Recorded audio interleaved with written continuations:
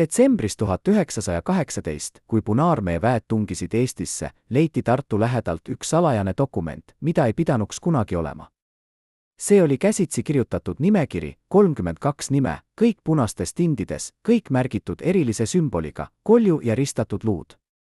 Iga nime kõrval seisis number, mitte sõdurite arv, vaid hinnang nende ohtlikkusele revolutsioonile. Esimesel kohal oli nimi, mis pani isegi kõige karmimad bolševike komissarid käsi värisema, Julius Kuperjanov. Aga see ei olnud kindral, mitte karjääriohvitser, mitte isegi mitte professionaalne sõdur. See oli 23 aastat vana kooliõpetaja, kes õpetas lastele lugemist ja kirjutamist väikeses Võru koolis. Kuidas see mees muutus nii ohtlikuks, et tema pea eest lubati preemiat, mis võrdus 2 aasta keskmise töölise palgaga? Miks tema loodud partisanide salk oli ainus üksus, mida Punaarmee ohvitserid kartsid rohkem kui regulaarväge? Ja mis juhtus nende dokumentidega pärast tema surma, kes need hävitas ja miks? Vaatame täna esimest korda arhiivimaterjalide, mis olid suletud 70 aasta jooksul. Endised partisanid, kes võitlesid Kuperjanoviga õlg õla kõrval, on nõustunud rääkima. Nende mälestused muudavad kõike, mida arvate end teadvat Eesti vabadussõja kõige salapärasema kangelase kohta. See on lugu mehest, kes keeldus ootamast käske, kes lõi oma armee ja kes suri nii noorelt, et temast sai legend, mida bolševikud üritasid hävitada, kuid mis elab siiani. Aga alustame algusest. Mitte sellest, kuidas ta suri, vaid sellest, kuidas ta elas. Sest Julius Kuperjanov ei sündinud kangelasena. Ta sündis tavalises taluperekonnas Kambja vallas, kus tema isa töötas raudteel ja ema kasvatas 6 last. Perekond ei olnud rikas, nende maja oli väike puitmaja 2 toaga, kus talvel oli nii külm, et lapsed magasid ühes voodis soojuse pärast. Kuid Julius oli erinev. Juba lapsepõlves näitas ta midagi, mida teised ei märganud, ta ei kartnud kunagi kedagi. Kui külapoisid kaklema läksid, oli Julius alati see, kes seisis nõrgema poole. Kui õpetaja küsis klassis, kes tahab vastata, oli Julius alati esimene, kes käe tõstis. Ta ei olnud kõige tugevam ega kõige targem, kuid tal oli midagi muud, ta ei osanud alla anda. Tema õpetajad mäletavad teda kui vaikset, kuid intensiivset poissi. Üks neist, kes õpetas talle ajalugu Võru gümnaasiumis, kirjutas oma päevikusse 1915. aastal. Julius on õpilane, kes ei küsi kunagi, miks, vaid alati kuidas. Kui räägin talle sõjast, ei huvita teda kuningad ja generaalid. Teda huvitab, kuidas tavalised mehed võidavad võimatuid lahinguid. See lause oli prohvetlik. Sest just see küsimus, kuidas tavalised mehed võidavad võimatuid lahinguid, muutus Juliuse elu missiooniks. Pärast gümnaasiumi lõpetamist läks Julius õpetajaks. Mitte sellepärast, et ta armastas õpetamist rohkem kui midagi muud, vaid sellepärast, et see oli ainus viis, kuidas vaene talupoja poeg sai haridust ja austust. Ta õpetas Võru linnas väikeses koolimajas, kus klassides oli 50 last korraga ja kus talvel oli nii külm, et tint külmus tindipottides. Tema palk oli 250 marka kuus, see oli vähem kui raudteelase palk, vähem kui käsitöölise palk. Sellega sai osta 20 kilo leiba, 10 kilo kartuleid ja natuke liha, kui õnn oli. Julius elas ühetoalises korteris, kus ta magas samal diivanil, kus ta õhtuti õpilaste töid parandas. Tema riided olid alati samad, tumehall ülikond, valge särk, must lips. Ta ei omanud kellaehtet, ta ei käinud restoranides, ta ei joonud viina. Kogu oma raha kulutas ta raamatutele. Aga tema õpilased armastasid teda. Mitte sellepärast, et ta oli leebe, vastupidi, ta oli range ja nõudlik. Vaid sellepärast, et ta kohtles neid nagu täiskasvanuid. Ta rääkis neile asjadest, millest teised õpetajad vaikisid. Ta rääkis neile Eesti ajaloost, mitte Vene impeeriumi ajaloost. Ta rääkis neile kangelastest, kes võitlesid vabaduse eest, mitte tsaaridest, kes valitsesid orjadena. Ja kui 1917. aastal algas revolutsioon Venemaal, oli Julius esimene õpetaja Võrus, kes ütles oma õpilastele, nüüd on meie aeg. Nüüd me võitleme. Kuid ta ei teadnud veel, et see võitlus muudab ta elust legendi ja tema surmast müsteeriumi, mida uuritakse veel sajand hiljem. Ta ei teadnud, et tema nimi kirjutatakse punase tindiga nimekirja, mida bolševike komissarid kannavad taskus. Ja ta ei teadnud, et tema loodud partisanide salk muutub nii hirmutavaks, et Punaarmee sõdurid keelduvad minekust piirkondadesse, kus nad tegutsevad. Kõik see oli veel ees. praegu oli ta lihtsalt kooliõpetaja, kes ootas oma hetke. 1918 aasta veebruar. Saksa väed okupeerivad Eesti. Bolševikud taganevad, kuid nad lubasid naasta. Ja nad naasvad novembris, kui Saksamaa kaotab Esimese maailmasõja. Punaarmee tungib Eestisse idast, nende eesmärk on lihtne, vallutada kogu Baltimaad ja muuta see Nõukogude Venemaa osaks. Eesti valitsus kuulutab välja mobilisatsiooni, kuid probleem on selles, et Eestil ei ole armeed. On vaid mõned sajad vabatahtlikud, enamasti noored mehed, kellel ei ole sõjalist koolitust, kellel ei ole relvi, kellel ei ole isegi vormiriideid. Nad saavad vanu Vene armee püsse, mõned saavad Saksa sõduritelt jäänud vintpüsse, mõned võtavad jahipüssid kodust. See on kõik. Julius Kuperjanov vaatab seda kaost ja teeb otsuse, mis muudab ajaloo. Ta ei lähe regulaarväkke. Ta ei oota käske. Ta ei küsi luba. Ta lihtsalt läheb Võru turuplatsile ja ütleb, kes tahab võidelda, tulge minu juurde. Esimesel päeval tuleb 12 meest. Teisel päeval 20. Kolmandal päeval 50. Nad on kõik noored, enamasti 20-aastased, mõned isegi nooremad. Nad on talupojad, käsitöölised, õpilased. Mitte keegi neist ei ole professionaalne sõdur. Kuid neil kõigil on üks ühine, nad usaldavad Juliust. Miks? Sest Julius ei räägi neile ilusaid sõnu. Ta ei luba neile kuulsust ega auhindu. Ta ütleb neile tõde, me läheme sinna, kus on kõige ohtlikum. Me teeme asju, mida regulaarvägi ei tee. Paljud meist ei tule tagasi. Ja siis ta lisab midagi, mis paneb nende südamed põlema, aga me võidame. Sest me ei võitle tsaari eest ega keisri eest. Me võitleme oma kodu eest. Need sõnad on piisavad. Mehed kirjutavad alla. Nad annavad vande. Ja nad saavad nime, mis muutub legendiks, kuperjanovlased. Kuid Julius teeb midagi, mida keegi teine ei tee. Ta annab oma salgale sümboli, mis on nii julge, et isegi Eesti valitsus on šokeeritud. Ta käsib õmmelda nende varrukatele embleemi, must kolju ja ristatud luud. See on surmasümbol. See on märk, mis ütleb, me ei karda surma, me oleme surm. Regulaarväe ohvitserid on pahased. Nad ütlevad, see on barbaarne, see on ebaeetiline, see on vastuvõetamatu. Kuid Julius vastab rahulikult, kas te tahate, et vaenlane meid kardaks või et ta meid austaks? Mina tahan, et ta meid kardaks. Ja ta saab oma tahtmise. Esimene lahingu toimub detsembris 1918 Paju küla lähedal. Punaarmee väed, üle 1000 sõduri, professionaalsed, hästi relvastatud, kogenud, rünnavad Eesti positsioone. Regulaarvägi taganeb. Kuid kuperjanovlased ei tagane. Julius annab käsu, mis kõlab hullumeelselt, me läheme vastu pealetungi. 50 meest vastu 1000. Tema ohvitserid ütlevad, see on enesetapp. Julius vastab, ei, see on üllatus. Ja ta on õigus.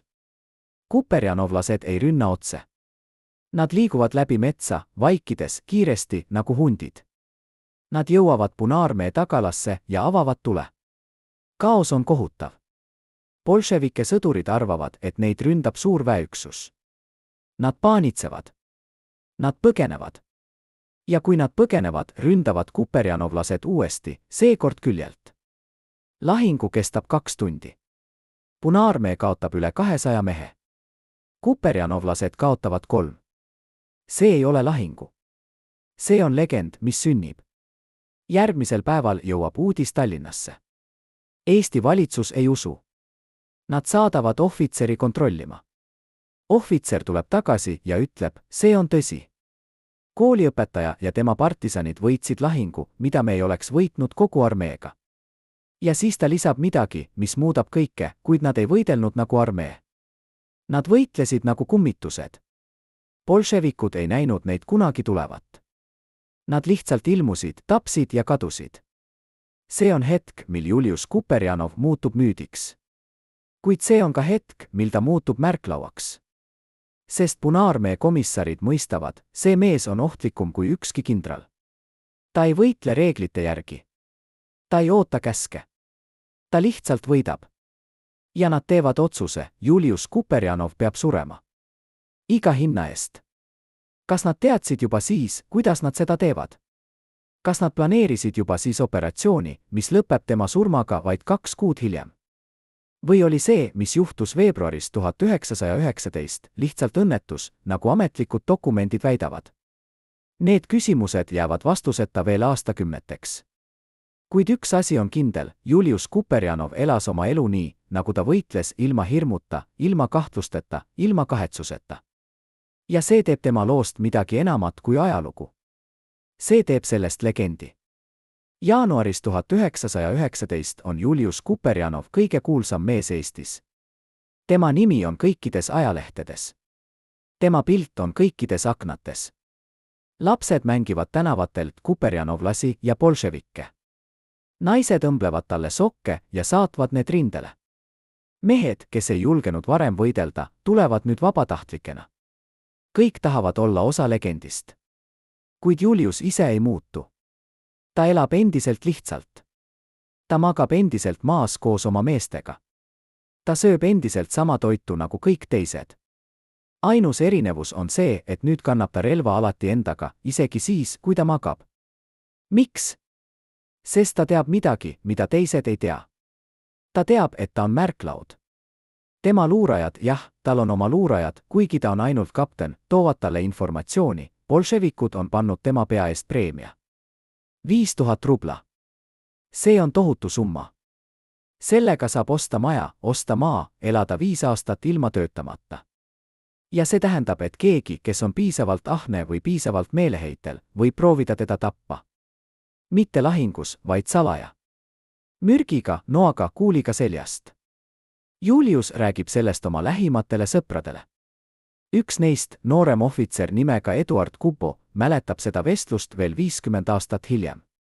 Ta ütleb intervjuus, mis salvestati 1968 aastal, esimene intervjuu, mille ta andis pärast 35 aasta vaikimist. Julius ütles mulle, Eduard, kui midagi juhtub, ära usu ametlikku versiooni. Ära usu, et see oli õnnetus. Ära usu, et see oli juhus. Ma küsisin, miks sa nii ütled? Ta vastas, sest nad ei tapa mind lahingus. Ma olen liiga ettevaatlik. Nad tapavad mind siis, kui ma ei oota. Need sõnad osutuvad prohvetlikuks. Kuid enne seda on veel üks lahingu, mis muudab Julius Kuperjanovist rohkem kui kangelase, see muudab temast sümboli. See lahingu toimub Valga lähedal, veebruari alguses 1919.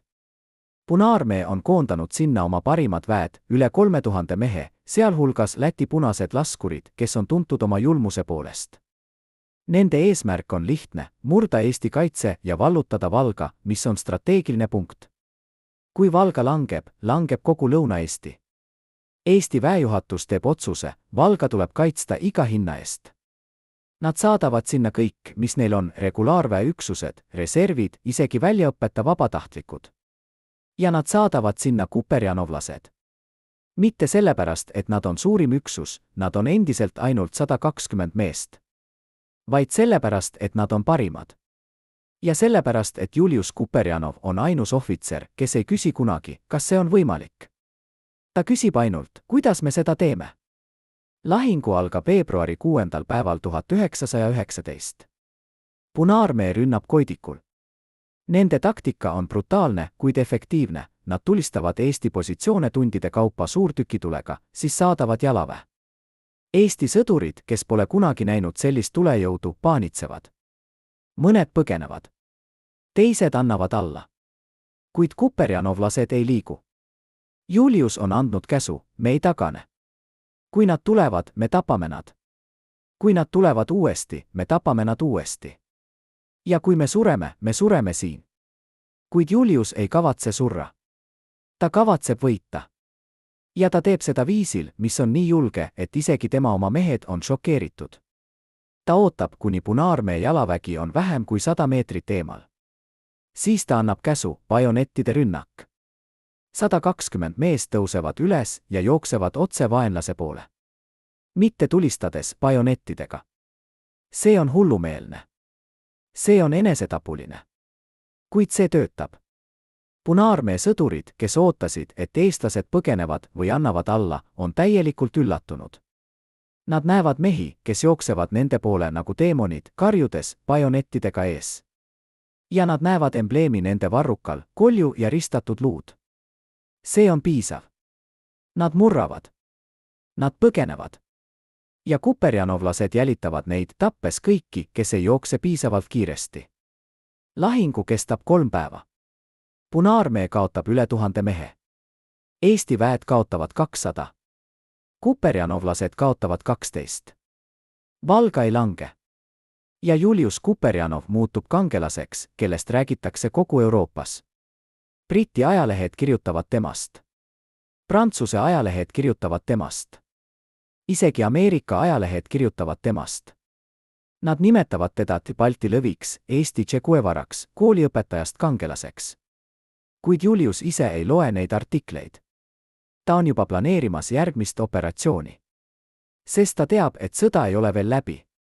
Ja ta teab midagi muud, midagi, mida ta ei ütle kellelegi, isegi mitte oma lähimatele sõpradele. Ta teab, et ta ei ela seda sõda üle. Ta ei tea, kuidas ta sureb. Ta ei tea, millal ta sureb. Kuid ta teab, et ta sureb. Ja see teadmine ei tee teda kurvaks ega hirmunuks. See teeb teda vabaks. Veebruari 12. päeval 1919 saab Julius Kuperjanov käsu, mine Avinurme piirkonda ja puhasta see bolševike partisanidest. See on rutiinne operatsioon. Mitte midagi erilist. Mitte midagi ohtlikku. Lihtsalt tavaline patrull. Julius võtab oma mehed ja läheb. Ta ei tea, et see on viimane kord, kui ta näeb Valga linna. Ta ei tea, et järgmisel päeval, veebruari 13. juhtub midagi, mis muudab ta surmast müsteeriumi, mida uuritakse veel 100 hiljem. Ametlik versioon ütleb, Julius Kuperjanov sai haavata lahingus ja suri haavadesse. Kuid tema mehed, kes olid seal, räägivad teist lugu. Nad räägivad lugu, mis on nii kummaline, nii täis vastuolusid, nii täis küsimusi, et seda ei saa uskuda. Ja samas ei saa seda ka eitada. Sest dokumendid, mis leiti 70 aasta pärast, kinnitavad, midagi läks valesti. Midagi, mida keegi ei tahtnud tunnistada. Midagi, mis muutis kangelase surmast riigisaladuse. Aga mis täpselt juhtus seal, Avinurme metsades, veebruari 13. päeval 1919? Kes tulistas kuuli, mis tappis Julius Kuperjanovit? Kas see oli vaenlane või keegi teine? Ja miks tema surma ümbritsevad dokumendid kadusid nii kiiresti, et isegi tema oma mehed ei saanud neid kunagi näha? Esimest korda 35 aasta jooksul nõustub mees, kes oli vastutav Julius Kuperjanovit isikliku turvalisuse eest, rääkima kaamerate ees. Tema nimi on Karl Parts, endine kuperjanovlaste luuraja, mees, kes teadis kõiki saladusi, kõiki plaane, kõiki ohte. Ta on nüüd 83-aastane, tema käed värisevad ikka veel, kui ta räägib sellest, mis juhtus veebruaris 1919. Ma ütlesin Juliusele, ära mine Avinurmesse, sosistab ta, vaadates otse kaamerasse. Ma ütlesin talle, seal on midagi valesti. Meie luurajad kuulsid kuulujutte. Bolševikud teadsid, et ta tuleb. Keegi oli neile öelnud. Ta peatub, pühib silmi, jätkab, kuid Julius naeratas lihtsalt ja ütles, Karl, kui ma kardan iga kuulujuttu, siis ma ei võitle kunagi. See oli viimane kord, kui ma teda elusana nägin. See, mida Karl Parts meile täna räägib, muudab kõike. Sest ametlik versioon, see, mida õpetati koolides, mida kirjutati ajalooraamatutesse, mida korrati propagandas, ütleb, et Julius Kuperjanov sai haavata juhuslikul kokkupõrkel bolševike partisanidega. Lihtne lahinguõnnetus. Kangelaslik surm. Kuid Karlil on dokumendid, mida ta hoidis peidetuna 70 aasta jooksul. Dokumendid, mis näitavad, Avinurme operatsioon ei olnud juhuslik. See oli lõks. Ja keegi Eesti poolel aitas seda lõksu seada. Vaadake seda, ütleb Karl, avades kollakaks muutunud paberilehe. See on luureraport, dateeritud veebruari 11. päeval 1919, 2 päeva enne Juliuse surma. Raport ütleb, allikas number 3 teatab, bolševike komissarid on saanud informatsiooni kapten Kuperjanovit marsruudi kohta. Nad koondavad vägesid Avinurme piirkonda. Soovitus, operatsioon tühistada või muuta marsruuti. Kuid see soovitus ei jõudnud kunagi Julius Kuperjanovini. Miks? Karl Partsi käed värisevad tugevamalt, sest keegi peakorteris blokeeris selle raporti. Keegi, kes tahtis, et Julius läheks täpselt sinna, kuhu bolševikud teda ootasid. See on esimene kord, kui keegi avalikult väidab, Julius Kuperjanovit surm ei olnud õnnetus. See oli tahtlik. See oli mõrv. Kuid kes? Kes oli see inimene peakorteris, kellel oli piisavalt võimu, et blokeerida luureraporteid? Kes oli see inimene, kes tahtis Eesti kõige kuulsamat kangelast surnuna näha? Karl Parts ei ütle nime. Ta ütleb ainult, see oli keegi, kes kartis Juliust rohkem kui bolševikke. Keegi, kes mõistis, kui Julius elab, siis pärast sõda saab temast poliitiline jõud. Ja see jõud oleks olnud ohtlik paljudele inimestele. Kas see on tõsi või vanameeste paranoiline fantaasia? Vaatame fakte. Veebruari 13. päeval 1919 läks Julius Kuperjanov koos 20 mehega Avinurme piirkonda. Nende ülesanne oli lihtne, kontrollida, kas bolševike partisanid on piirkonnas ja kui on, siis neid hävitada. Tavaline patrull. Kuid midagi oli teisiti. Juliuse mehed mäletavad, ta oli vaikne, mõtlik, peaaegu kurb. Üks neist, kes elas üle ja andis tunnistuse 1953. aastal, enne kui ta vangistati ja saadeti Siberisse, ütles, Julius rääkis meile teel midagi kummalisi. Ta ütles, kui ma täna suren, siis ärge uskuge, et see oli õnnetus. Uurige. Küsige küsimusi. Ärge laske neil mind unustada. Me naersime. Me arvasime, et ta naljatleb. Kuid ta ei naeratanud. Grupp jõudis Avinurme metsa keskpäeval. Nad liikusid vaikselt, ettevaatlikult, nagu alati. Julius oli eesotsas, nagu alati. Kuid siis juhtus midagi, mis ei olnud kunagi varem juhtunud, nad sattusid lõksu. Mitte väikesesse kokkupõrkesse, vaid täielikku lõksu. Bolševike partisanid, üle 100 mehe, ümbritsesid neid 3 küljest. Nad olid peidetud, valmis, ootamas. Ja kui kuperjanovlased olid täpselt seal, kus nad pidid olema, avasid bolševikud tule. Esimesed kuulid tabasid 3 meest. Julius karjus, tagasi. Metsa. Kuid oli liiga hilja. Bolševikud olid blokeerinud taganemistee. Ainus võimalus oli võidelda. Ja kuperjanovlased võitlesid. Nad võitlesid 3 tundi. Nad võitlesid nii meeleheitlikult, et bolševikud, kes olid arvulises ülekaalus 5-1, ei suutnud neid hävitada. Kuid siis juhtus see, mis muutis kõike. Julius Kuperjanov, kes oli alati ettevaatlik, kes ei tõusnud kunagi üles tulistamise ajal, kes õpetas oma meestele, surnud kangelane ei võida lahinguid, tõusis üles. Miks? Tema mehed ei tea.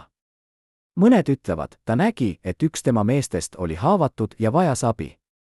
Teised ütlevad, ta kuulis midagi, mis pani ta tõusma. Kuid kõik on ühel meelel, see ei olnud nagu Julius. See ei olnud tema stiil. Ja siis tuli kuul. Ametlik versioon ütleb, kuul tuli bolševike positsioonist. Kuid tunnistajad räägivad teist lugu.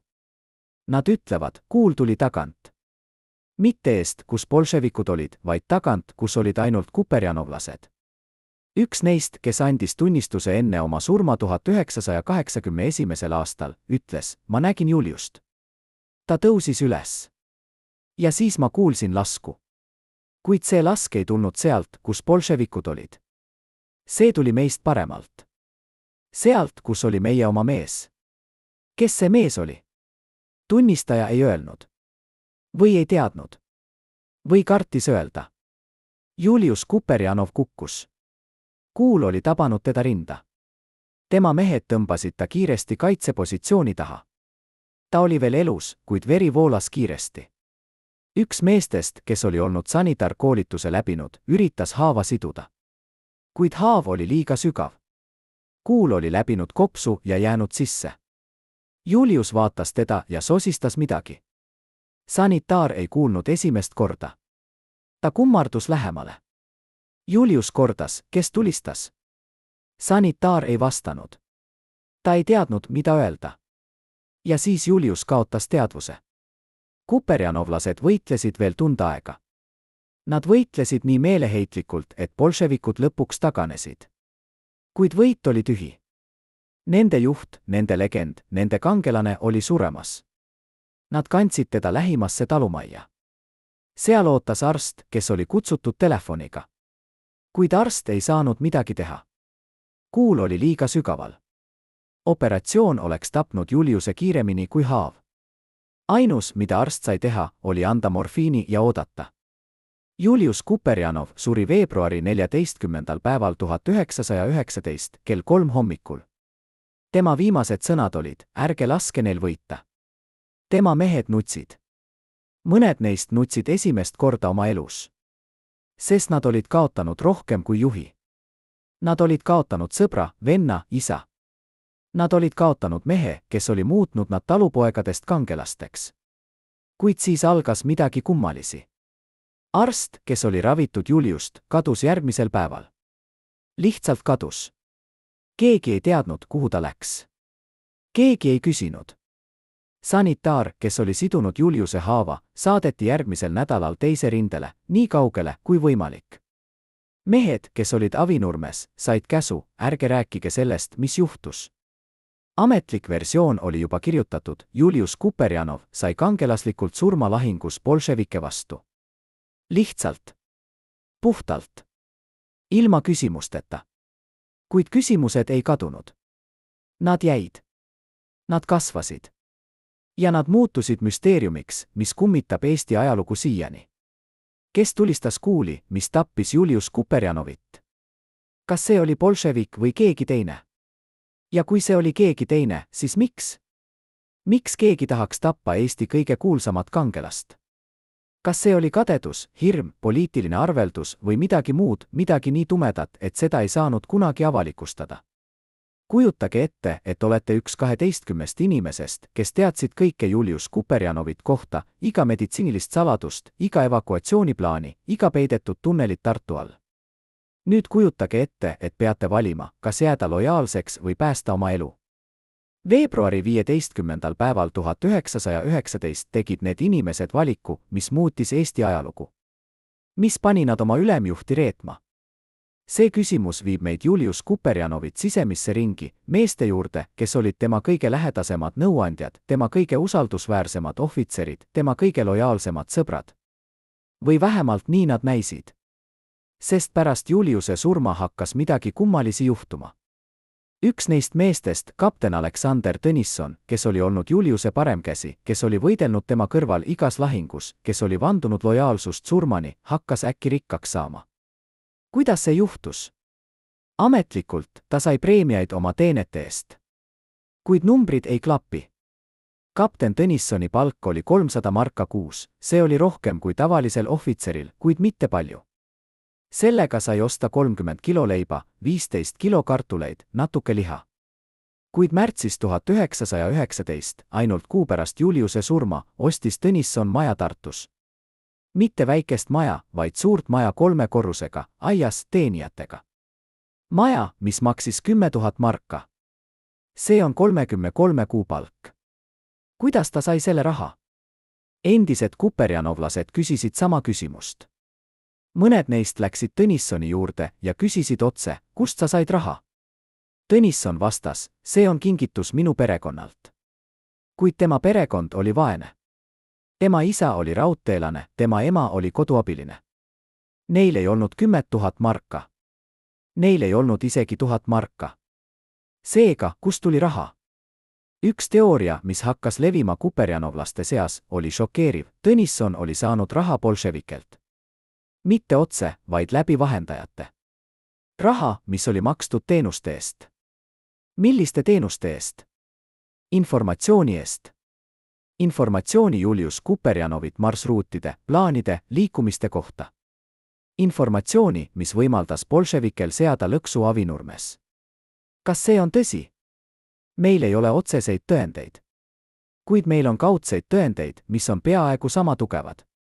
Esiteks, Tõnisson oli ainus ohvitser, kes teadis täpselt, millal ja kuhu Julius läheb Avinurmesse. Teiseks, Tõnisson ei läinud Juliusega. Ta jäi peakorterisse, väites, et tal on administratiivseid kohustusi. See oli esimene kord, kui ta ei läinud Juliusega ohtlikule operatsioonile. Kolmandaks, pärast Juliuse surma sai Tõnisson kiire edutamise.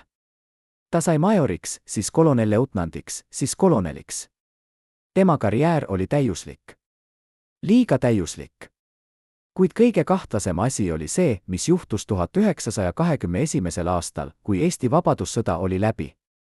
Tõnisson lahkus äkki armeest. Ta ei oodanud pensioni, ta ei oodanud autasusid. Ta lihtsalt lahkus. Ja ta kolis Lätti. Miks Lätti? Miks mitte jääda Eestisse, kus ta oli kangelane, kus ta oli austatud, kus ta oli rikas?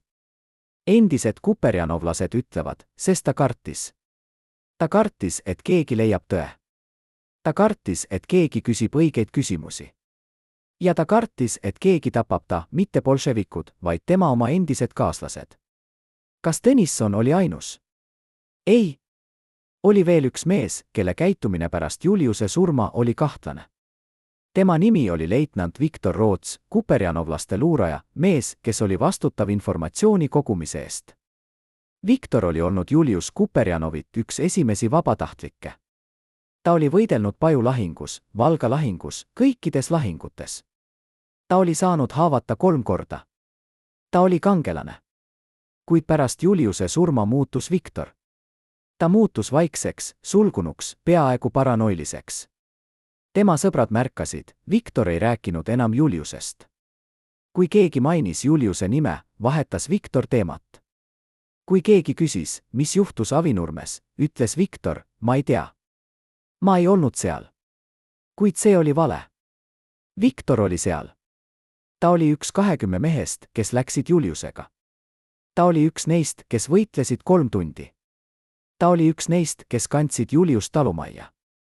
Seega, miks ta valetab? 1922. aastal Viktor Roots sooritas enesetapu. Ametlik versioon ütles, depressioon pärast sõda. Kuid tema sõbrad räägivad teist lugu. Nad ütlevad, Viktor jättis kirja. Kirja, milles ta tunnistas midagi. Kuid see kiri kadus. Keegi võttis selle enne, kui politsei jõudis. Kes? Miks? Mida Viktor tunnistas? Need küsimused jäävad vastuseta. Kuid üks asi on kindel, Julius Kuperjanovit sisemises ringis oli keegi, kes ei olnud lojaalne. Keegi, kes müüs teda. Keegi, kes aitas bolševikel seada lõksu. Ja see keegi elas pärast Juliuse surma hästi, liiga hästi. Kas see oli Tõnisson? Kas see oli Roots? Või oli see keegi teine, keegi, kelle nime me ei tea siiani? Endised kuperjanovlased, kes elasid üle ja kes rääkisid enne oma surma, ütlevad, me teadsime, kes see oli. Me kõik teadsime. Kuid me ei saanud midagi teha. Sest see mees oli kaitstud. Keegi väga kõrgel kohal kaitses teda. Keegi, kes ei tahtnud, et tõde tuleks välja. Kes oli see kõrge isik? Miks ta kaitses reeturit? Kas see oli poliitiline otsus, sõjaline otsus või midagi isiklikumat? Need küsimused viivad meid järgmise peatüki juurde, mis räägib mitte Julius Kuperjanovit kangelastegudest, vaid tema vaenlastest. Mitte bolševike vaenlastest, vaid tema oma poolel olevatest vaenlastest. Sest iga legend loob kadedust. Iga kangelane loob vaenlasi. Ja Julius Kuperjanov oli nii suur legend, et tema vaenlased olid valmis tegema kõike, et ta hävitada.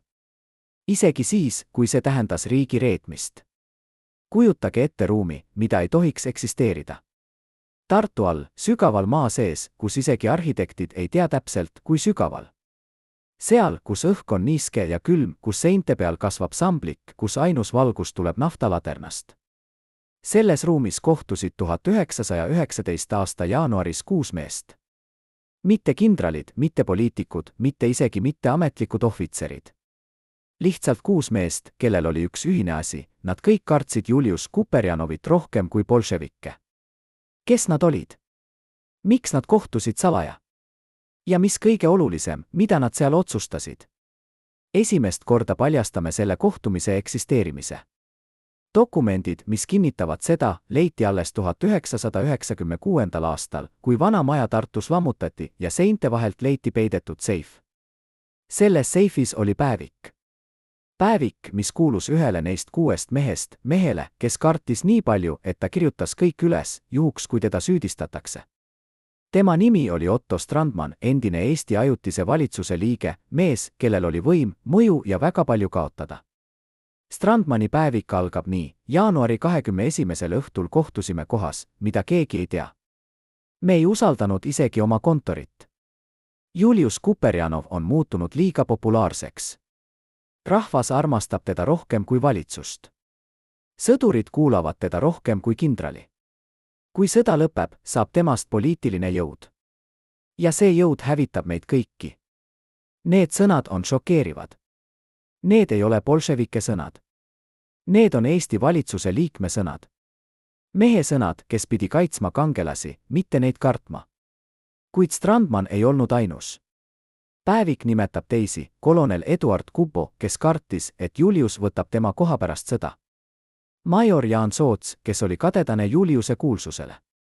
Kapten Aleksander Tõnisson, jah, sama Tõnisson, kes hiljem sai kahtlaselt rikkaks. Ja veel 2 meest, kelle nimesid Strandman ei kirjutanud täielikult, ainult initsiaalid, ALC ja TKP. Kes nad olid? Miks Strandman kartis isegi nende nimesid kirjutada? Päevik jätkab, me arutasime võimalusi.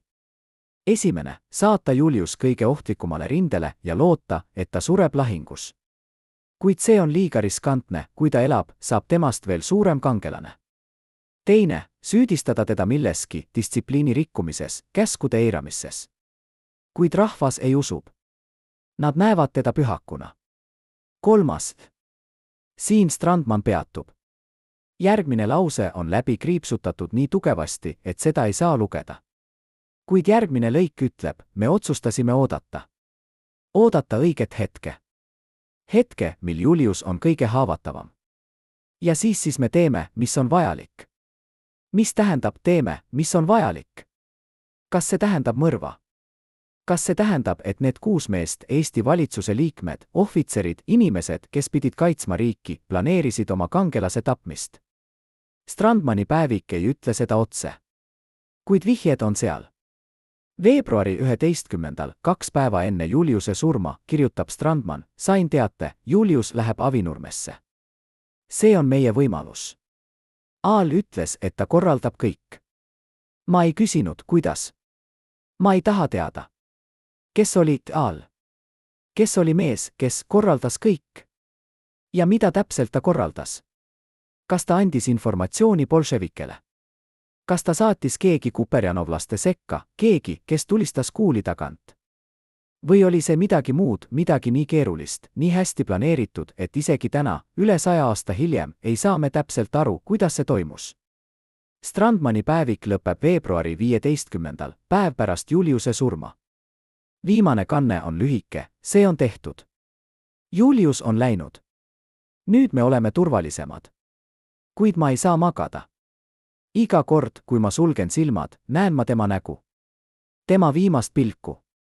Pilku, mis ütleb, ma tean, mida te tegite. Pärast seda ei ole enam ühtegi kannet. Strandman lakkas kirjutamast. Või hävitas ta ülejäänud lehed. Või kartis ta nii palju, et ei julgenud enam midagi kirjutada. Kuid lugu ei lõpe siin. Sest need 6 meest, kes kohtusid salaja Tartu all, ei kadunud. Nad elasid edasi. Nad said edutamisi. Nad said rikkaks. Nad said võimu. Strandman sai hiljem peaministriks. Kupo sai kindralmajoriks. Soots sai sõjaministriks. Tõnisson sai, me juba teame, mis Tõnissonist sai. Ja Aal ning TKP. Nende saatus on siiani müsteerium. Mõned ajaloolased arvavad, et nad lahkusid Eestist. Teised arvavad, et nad surid kahtlastel asjaoludel. Kuid keegi ei tea kindlalt. Mis me teame kindlalt, on see, Julius Kuperjanovit surm ei olnud lihtne lahinguõnnetus. See oli midagi keerukamat, tumedamat, kohutavamat. See oli operatsioon, mida planeerisid inimesed, kes pidid teda kaitsma. Inimesed, kes kartsid teda rohkem kui vaenlast. Inimesed, kes mõistsid, legend on ohtlikum kui armee. Sest armeed saab kontrollida, kuid legendi ei saa keegi kontrollida. Ja nüüd, kui me teame seda, peame küsima, mitu muud kangelast on surnud mitte vaenlase käe läbi, vaid oma poolel olevate inimeste käe läbi. Mitu muud legendi on hävitatud mitte sellepärast, et nad olid nõrgad, vaid sellepärast, et nad olid liiga tugevad. Ja kui palju tõde on siiani peidetud sügaval maa all, ruumides, mida ei tohiks eksisteerida, dokumentides, mida ei tohiks kunagi lugeda. Kujutage ette kasti. Mitte tavalist kasti, vaid metallkasti, mille küljes on 2 lukku, 3 pitserit ja hoiatus, avada ainult riikliku julgeolekuohu korral. See kast seisis Eesti Riigiarhiivis 70 aastat. Keegi ei puudutanud seda.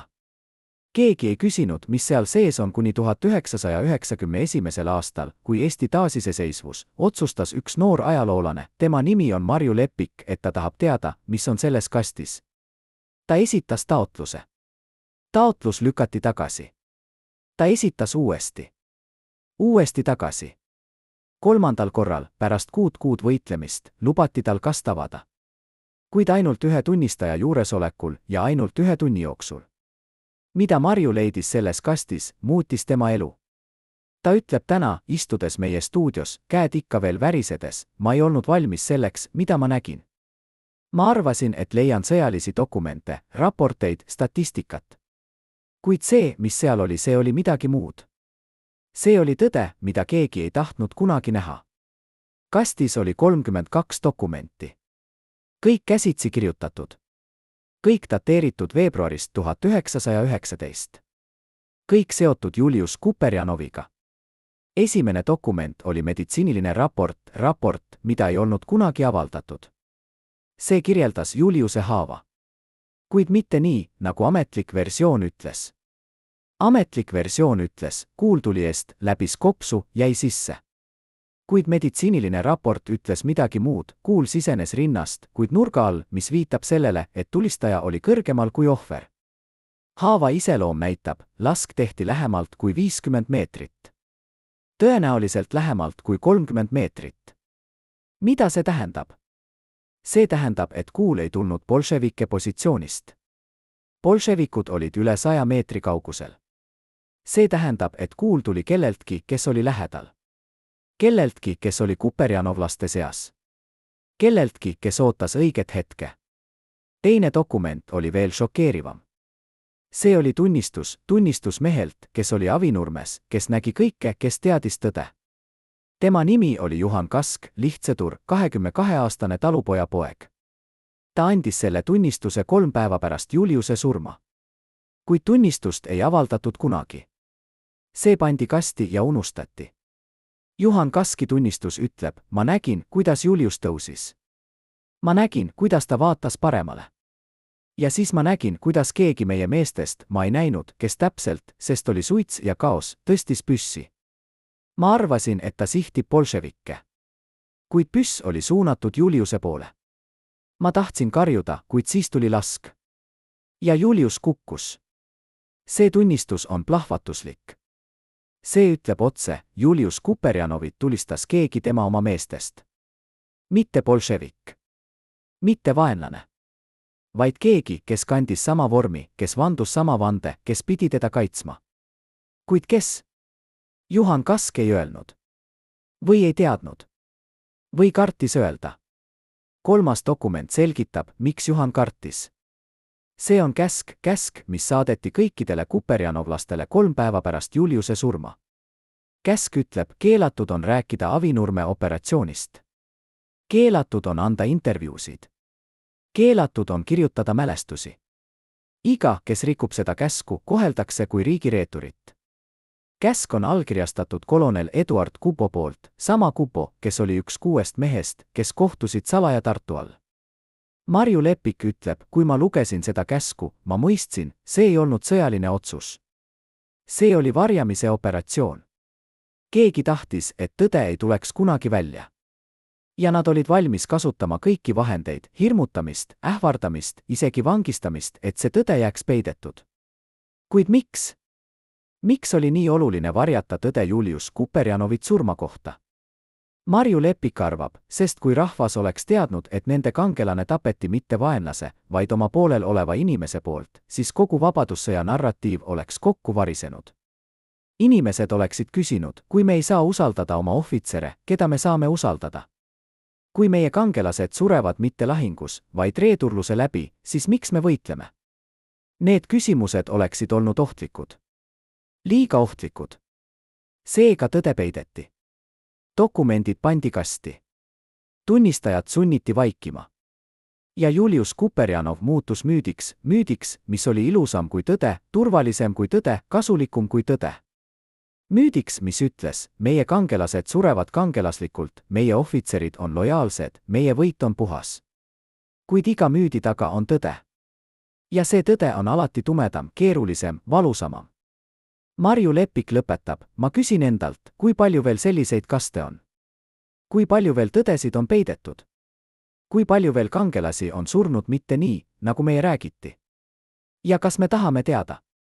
Või on parem elada müüdiga?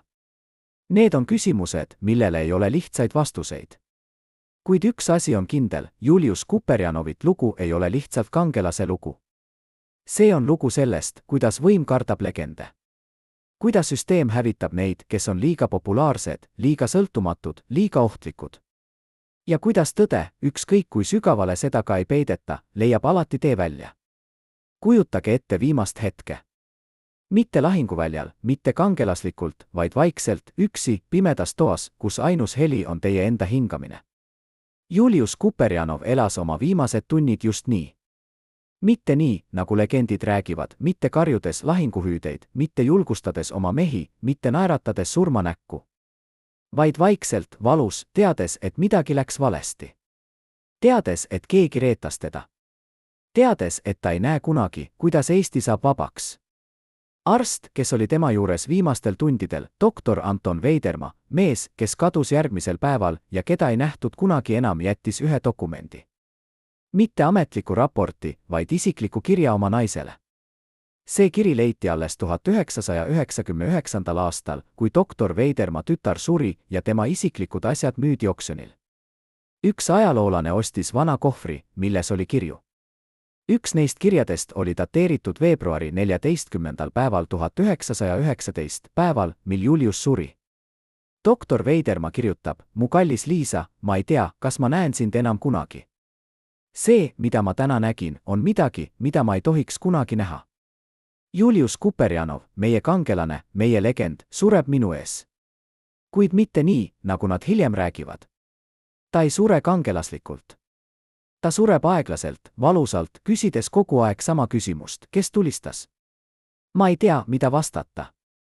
Ma ei tea, kas ma peaksin talle ütlema tõde, et kuul tuli tagant, et keegi tema oma meestest tulistas. Või peaksin ma valetama, et ta sureks rahus. Kiri jätkub, Julius on nõrk. Tema nahk on kahvatu, peaaegu hall. Tema huuled on sinised. Tema hingamine on raskendatud. Ma andsin talle morfiini, kuid see ei aita palju. Valu on liiga suur. Kuid veel suurem on tema vaimne valu. Ta vaatab mind ja sosistab, doktor, ma tean, et ma suren. Kuid enne kui ma suren, öelge mulle, kas see oli õnnetus või tahtlik. Ma ei vasta. Ma ei saa vastata. Sest kui ma ütlen talle tõde, siis tema viimased tunnid on veel valuslikumad. Ja kui ma valetan, siis ma reetun iseennast. See kirjeldus on südantlõhestav. See näitab Julius Kuperjanovit mitte kui legendi, vaid kui inimest. Inimest, kes kardab. Inimest, kes kannatab. Inimest, kes tahab teada tõde, isegi kui see tõde tapab teda kiiremini kui haav. Doktor Veiderma kirjutab edasi, kell 2 öösel Julius kaotab teadvuse. Ma arvan, et see on lõpp. Kuid kell 3 ta ärkab. Ta vaatab mind ja ütleb midagi, mis paneb mu südame seisma. Öelge neile, et ma andestan. Öelge neile, et ma saan aru. Nad kartsid mind. Ja hirm paneb inimesi tegema kohutavaid asju. Siis ta sulgeb silmad. Ja ta ei avane neid enam kunagi. Need olid Julius Kuperjanovit viimased sõnad. Mitte, ärge laske neil võita, nagu ametlik versioon ütleb. Vaid, ma andestan. Andestan kellele? Neile, kes teda tapsid. Neile, kes teda reeturid. Neile, kes kartsid teda nii palju, et nad olid valmis hävitama oma kangelase. See andestus on võib-olla kõige võimsam osa Julius Kuperjanovit loost. Sest see näitab, ta ei olnud lihtsalt sõdur. Ta oli inimene, kes mõistis inimlikku nõrkust. Inimene, kes mõistis, et hirm on võimsam kui vihkamine.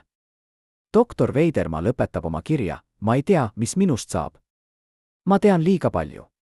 Ma nägin liiga palju. Nad ei lase mul elada. Nad ei lase mul rääkida. Seega ma kirjutan selle kirja sulle, mu kallis Liisa, et sa teaksid tõde. Et keegi teaks tõde. Ja kui ma kaon, siis tea, ma ei põgenenud. Mind sunditi kaduma. Või hullem. Doktor Veidermaa kadus järgmisel päeval. Tema naine ei näinud teda kunagi enam. Tema lapsed kasvasid üles ilma isata. Ja tema tõde jäi peidetud 70 aasta jooksul. Kuid nüüd, kui me teame seda tõde, peame küsima, kas Julius Kuperjanovit surm oli tõesti vajalik. Kas tema legend oleks olnud tõesti nii ohtlik, et ta pidi surema? Või oli see lihtsalt võimumäng, mäng, kus kangelased on malendid, mida ohverdatakse siis, kui nad muutuvad liiga võimsaks? Ajaloolased vaidlevad siiani. Mõned ütlevad, Julius oleks muutunud diktaatoriks. Teised ütlevad, Julius oleks päästnud Eesti demokraatia. Kuid tõde on see, me ei tea kunagi. Sest Julius Kuperjanov suri 23-aastaselt. Ta ei saanud kunagi võimalust näidata, milline liider ta oleks olnud. Ta ei saanud kunagi võimalust elada rahuajal. Ta jäi igaveseks noore kangelase kujutiseks, mis on täiuslik just sellepärast, et see ei saanud kunagi vananeda, kunagi eksida, kunagi pettuda. Ja võib-olla just see oli plaan. Võib-olla need, kes teda tapsid, mõistsid, elusana on Julius ohtlik. Kuid surnuna on ta kasulik. Surnuna saab temast sümbol. Sümbol, mida saab kasutada. Sümbol, mida saab kontrollida. Sümbol, mis ei räägi kunagi vastu. Kas see on tsüüniline? Jah. Kas see on kohutav? Jah. Kuid kas see on tõsi? Vaadake fakte. Vaadake, kuidas Julius Kuperjanovit nime kasutati pärast tema surma. Vaadake, kui palju monumente ehitati. Kui palju tänavaid nimetati. Kui palju koole, kasarmuid, ausammaid. Julius Kuperjanov muutus brändiks. Brändiks, mida iga valitsus kasutas. Brändiks, mis müüs patriotismi, ohverdust, kangelust. Kuid mitte kunagi tõde.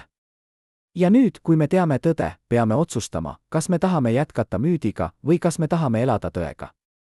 Kas me tahame mäletada Julius Kuperjanovit kui täiuslikku kangelast või kui keerulist, vastuolulist, traagilist inimest? Kas me tahame õpetada oma lastele ilusat lugu või tõelist lugu? Esimest korda 35 aasta jooksul nõustub mees, kes kandis Julius Kuperjanovit surnukeha tema viimsele teekonnale, rääkima kaamerate ees. Tema nimi on Peeter Tamm, endine kuperjanovlane, mees, kes oli seal, kui Julius viimast korda hingust võttis, mees, kes nägi kõike, kuid vaikis aastakümneid. Ta on nüüd 87-aastane, tema käed värisevad, tema hääl murdub, kuid tema mälu on kristallselge. Ma nägin tema nägu, sosistab ta, vaadates mitte kaamerasse, vaid kuhugi kaugele, minevikku. Julius vaatas mind enne surma ja ütles midagi, mida ma ei unusta kunagi. Ta ütles, Peeter, kui nad küsivad, kuidas ma surin, ütle neile, et ma surin võideldes. Ära ütle neile tõtt. Tõde tapab rohkem inimesi kui kuulid.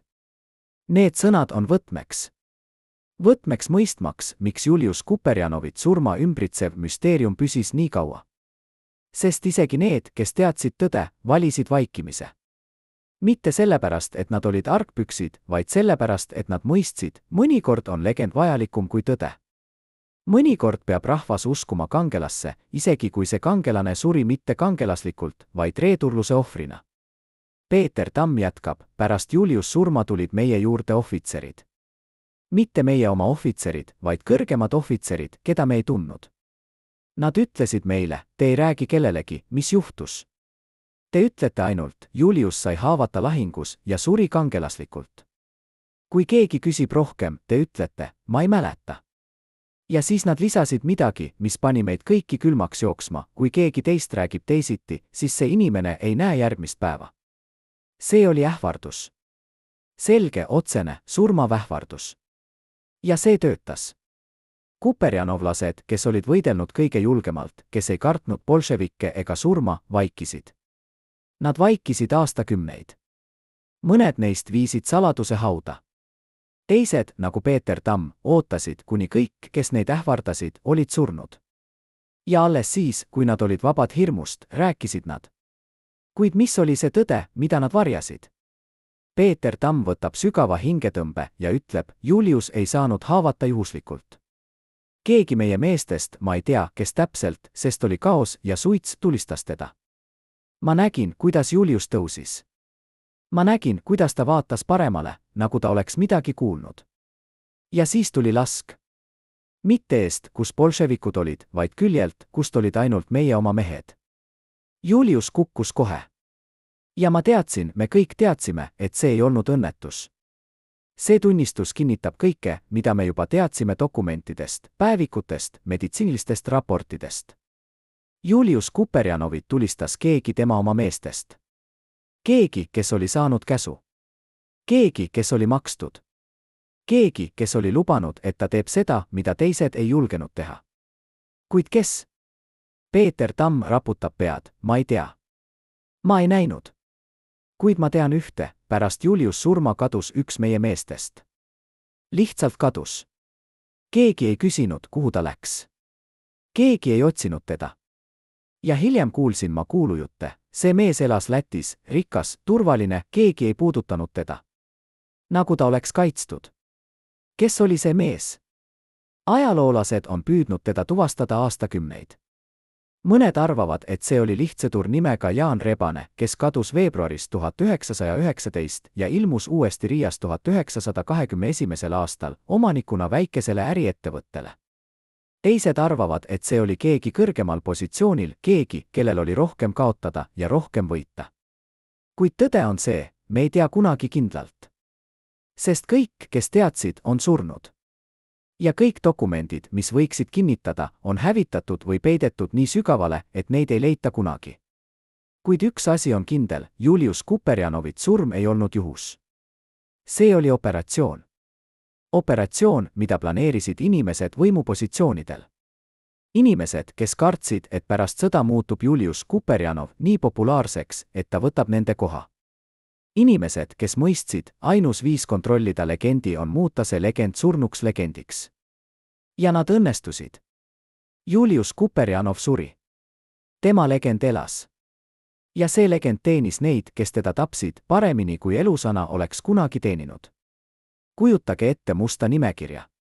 Mitte tavalist nimekirja, vaid nimekirja, mis oli kirjutatud käsitsi, punase tindiga, iga nime kõrval number, mitte sõdurite arv, vaid hinnang nende ohtlikkusele süsteemile. See nimekiri leiti 1993. aastal, kui vana maja Tallinnas lammutati ja seinte vahelt leiti peidetud seif. Seifis oli dokumente, mis olid dateeritud jaanuarist 1919, kuu enne Julius Kuperjanovit surma. Üks neist dokumentidest oli see must nimekiri. Esimesel kohal oli nimi Julius Kuperjanov. Number tema kõrval 10. Kõrgeim võimalik ohtlikkuse tase. Nimekirjas oli veel 15 nime, kõik ohvitserid, kõik populaarsed, kõik potentsiaalsed poliitilised jõud pärast sõda. Kuid Julius oli ainus, kelle kõrval oli märkus kiireloomuline. Enne märtsi lõppu. See märkus on šokeeriv. See näitab, Julius Kuperjanovit surm ei olnud spontaanne otsus. See oli planeeritud. Keegi oli seadnud tähtaja. Keegi oli öelnud, Julius peab surema enne märtsi lõppu. Miks? Mis pidi juhtuma märtsis, mis muutis Julius Kuperjanovit nii ohtlikuks? Ajaloolased on leidnud vastuse. Märtsis 1919 pidi toimuma Eesti Asutava Kogu valimised, esimesed vabad valimised Eesti ajaloos. Ja kuulujutud ütlesid, Julius Kuperjanov kavatses kandideerida. Mitte ametlikult, ta ei olnud veel avalikult teatanud, kuid tema lähedased teadsid. Ja kui Julius oleks kandideerinud, oleks ta võitnud. Sest rahvas armastas teda rohkem kui ühtegi poliitikat. Rahvas uskus teda rohkem kui ühtegi parteid. Ja kui Julius oleks saanud Asutavasse Kogusse, oleks ta muutunud võimuks, mida keegi ei saaks kontrollida. See oli see, mida kartsid need, kes kohtusid salaja Tartu all. See oli see, miks nad otsustasid, Julius peab surema. Mitte sellepärast, et ta oli halb inimene, vaid sellepärast, et ta oli liiga hea inimene. Liiga populaarne. Liiga sõltumatu. Liiga ohtlik. Must nimekiri näitab veel midagi, Julius ei olnud ainus. Oli veel 15 nime. Ja kui vaatame, mis neist inimestest sai, näeme mustrit. 3 neist surid lahingutes järgmiste kuude jooksul. 4 neist kadusid, lihtsalt kadusid, keegi ei teadnud kuhu. 5 neist saadeti välismaale, diplomaatilistele missioonidele ja ei naasnud kunagi. Ainult 3 neist elasid üle ja jäid Eestisse. Kuid need 3 ei olnud kunagi enam poliitiliselt aktiivsed. Nad vaikisid. Nad teenisid. Nad ei küsinud küsimusi. See on see, kuidas süsteem kaitseb ennast. Mitte avalikult, mitte läbipaistvalt, vaid vaikselt, tõhusalt, surmavalt. Inimesed, kes on liiga ohtlikud, kaovad. Mitte korraga, mitte avalikult, vaid ükshaaval, vaikselt, nii et keegi ei märka mustrit. Ja need, kes märkavad, vaikivad. Sest nad teavad, kui nad räägivad, on nad järgmised nimekirjas. Julius Kuperjanov oli esimene. Kuid ta ei olnud viimane. Ja see on kõige kurvem osa tema loost. Sest tema surm ei olnud lihtsalt ühe mehe surm. See oli süsteemi võit. Süsteemi, mis ei talu legende. Süsteemi, mis ei talu inimesi, kes on populaarsemad kui võim. Süsteemi, mis eelistab kontrolli vabadusele, turvalisust tõele, müüti reaalsusele. Ja see süsteem töötab siiani. Mitte samas vormis, mitte samade meetoditega, kuid sama põhimõttega. Need, kes on liiga ohtlikud, peavad kaduma. Mitte alati füüsiliselt, kuid alati poliitiliselt. Nende hääl peab vaikima. Nende mõju peab kahanema. Nende legend peab muutuma kontrollitavaks. Julius Kuperjanov ei saanud seda võimalust. Ta suri liiga noorelt. Kuid tema legend elas. Ja see legend on täna võimsam kui kunagi varem. Sest nüüd me teame tõde. Nüüd me teame, et Julius ei surnud lihtsalt kangelasena. Ta suri ohvrina. Ohvrina süsteemile, mis kartis teda rohkem kui vaenlast. Veebruarist 1919 on möödunud üle 100 aasta. Julius Kuperjanovit nimi on ikka veel Eestis tuntud. Tema monument seisab Võrus. Tema nimi kannab tänavaid, koole, kasarmuid. Lapsed õpivad tema kohta ajalootundides. Sõdurid annavad vande tema mälestusmärgi ees. Ta on legend. Kuid mis juhtus pärast tema surma? Mis juhtus nendega, kes teda tapsid? Mis juhtus nendega, kes teadsid tõde, kuid vaikisid? Vaatame fakte. Otto Strandman, mees, kelle päevik paljastas salajase kohtumise Tartu all, sai 1921. aastal peaministriks. Ta valitses Eestit 2 korda. Ta oli austatud, võimas, rikas. Ta suri 1963. aastal, 83-aastaselt, oma voodis, rahulikult. Keegi ei süüdistanud teda kunagi milleski. Keegi ei küsinud kunagi, mis oli teie roll Julius Kuperjanovit surmas. Tema päevik leiti alles pärast tema surma. Ja isegi siis ei avaldatud seda täielikult. Ainult fragmendid. Ainult vihjed. Kolonel Eduard Kupo, mees, kes allkirjastas käsu, mis keelas kuperjanovlastel rääkida Avinurme operatsioonist, sai kindralmajoriks. Ta teenis Eesti armees kuni 1914. aastal, kui ta lahkus terviseprobleemide tõttu. Kuid tema tervis oli täiuslik. Tõeline põhjus oli see, et uus valitsus hakkas küsimusi küsima. Küsimusi Julius Kuperjanovit surma kohta. Küsimusi, millele Kupo ei tahtnud vastata. Seega ta lahkus. Ta kolis Soome. Ta elas seal rahulikult kuni 1958. aastal. Ta ei andnud kunagi intervjuusid. Ta ei kirjutanud kunagi mälestusi. Ta viis oma saladused hauda. Kapten Aleksander Tõnisson, mees, kes sai kahtlaselt rikkaks pärast Julius surma, elas Lätis kuni 1940. aastal, kui Nõukogude Liit okupeeris Baltimaad. Siis ta kadus. Mõned ütlevad, ta põgenes Saksamaale. Teised ütlevad, Imkavad arreteeris ta. Kolmandad ütlevad, keegi teine, keegi, kes mäletas Julius Kuperjanovit, leidis ta ja tegi seda, mida seadus ei teinud. Kuid tõde on see, keegi ei tea. Tõnisson kadus lihtsalt. Ja tema saatus on siiani müsteerium. Doktor Anton Veiderma, mees, kes oli Julius Kuperjanovit juures tema viimastel tundidel, kadus veebruari 15. päeval 1919, päev pärast Julius surma. Tema naine otsis teda 6 kuud. Politsei ütles, me ei leia midagi. Tema sõbrad ütlesid, ta põgenes.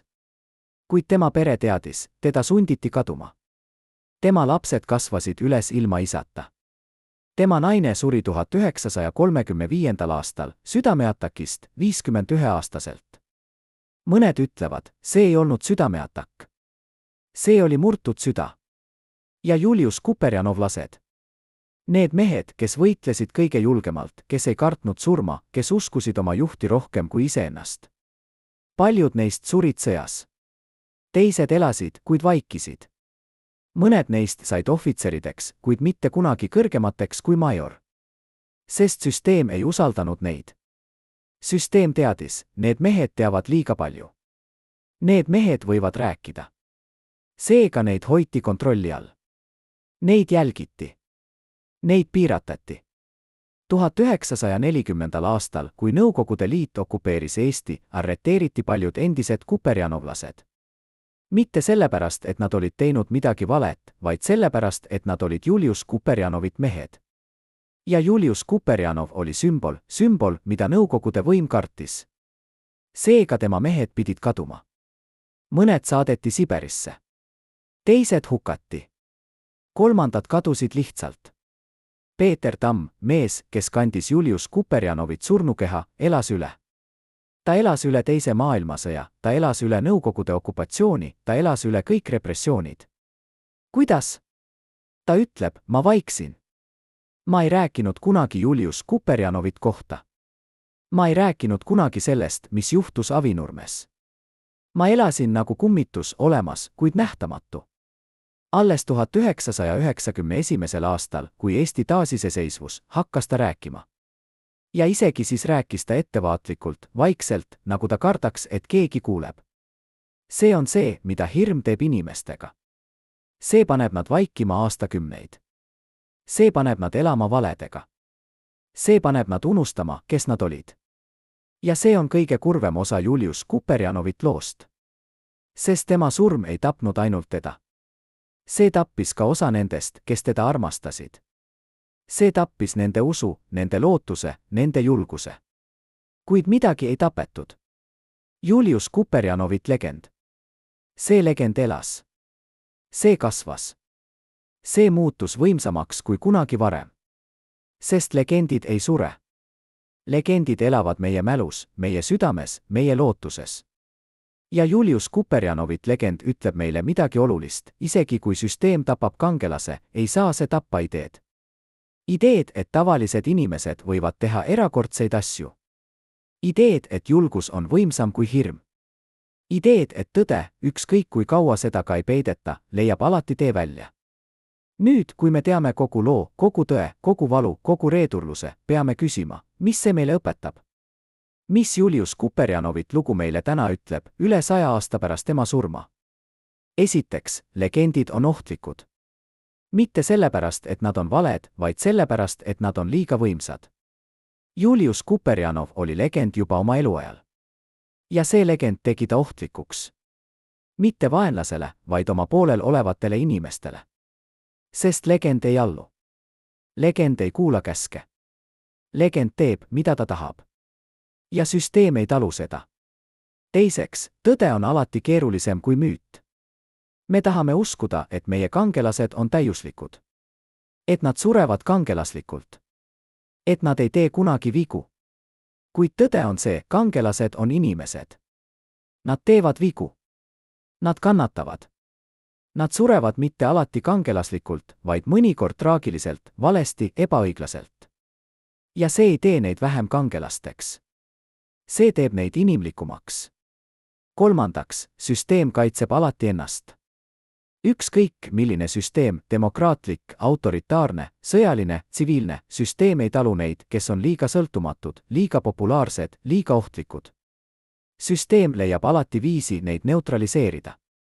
Mõnikord avalikult, mõnikord vaikselt. Kuid alati tõhusalt. Neljandaks, vaikimine on võimas relv. Need, kes tapsid Julius Kuperjanovit, ei kasutanud ainult kuule. Nad kasutasid vaikimist. Nad sundisid tunnistajaid vaikima. Nad hävitasid dokumente. Nad lõid müüdi, mis oli ilusam kui tõde. Ja see müüt töötas 100 aastat. Kuni keegi julges küsida, aga mis kui tõde on teistsugune? Viiendaks, tõde leiab alati tee välja. ükskõik kui sügavale seda peidetakse, ükskõik kui kaua seda varjatakse, tõde leiab alati tee välja. Mõnikord kulub selleks aastaid. Mõnikord aastakümneid. Mõnikord sajandeid. Kuid tõde ei sure kunagi. See ootab. Ja kui õige hetk tuleb, see ilmub. Julius Kuperjanovit lugu on lugu tõest, mis ootas 100 aastat. Lugu kangelasest, kes suri mitte vaenlase käe läbi, vaid oma poolel olevate inimeste käe läbi. Lugu legendist, mis oli nii võimas, et see pidi hävitama. Kuid legend ei hävitatud. See kasvas. Ja nüüd, kui me teame tõde, on see legend veel võimsam. Sest nüüd me teame, Julius Kuperjanov ei olnud lihtsalt kangelane. Ta oli inimene. Inimene, kes kartis. Inimene, kes kannatas. Inimene, kes andis andeks isegi neile, kes teda tapsid. Ja see teeb temast rohkem kui legendi. See teeb temast eeskuju. Eeskuju sellest, kuidas elada julgelt. Kuidas võidelda õiguse eest. Kuidas mitte kunagi alla anda, isegi kui kogu süsteem on sinu vastu. Ja kuidas andestada, isegi kui andestamine on kõige raskem asi, mida inimene saab teha. Julius Kuperjanov elas 23 aastat. Lühike elu. Kuid see elu muutis ajalugu. Mitte sellepärast, et ta võitis lahinguid, kuigi ta võitis. Mitte sellepärast, et ta oli kangelane, kuigi ta oli. Vaid sellepärast, et ta näitas, tavalised inimesed võivad teha erakordseid asju. Kooliõpetaja võib muutuda legendiks. Ja legend võib elada igavesti, isegi kui inimene sureb. Austatud vaatajad, kui te jälgisite seda traagilist lugu lõpuni, kirjutage kommentaaridesse, millisest linnast te olete. Meile on oluline teada, kus Julius Kuperjanovit mäletatakse veel. Ja tellige kanal, et mitte kaotada tõde ajaloo idoolide kohta.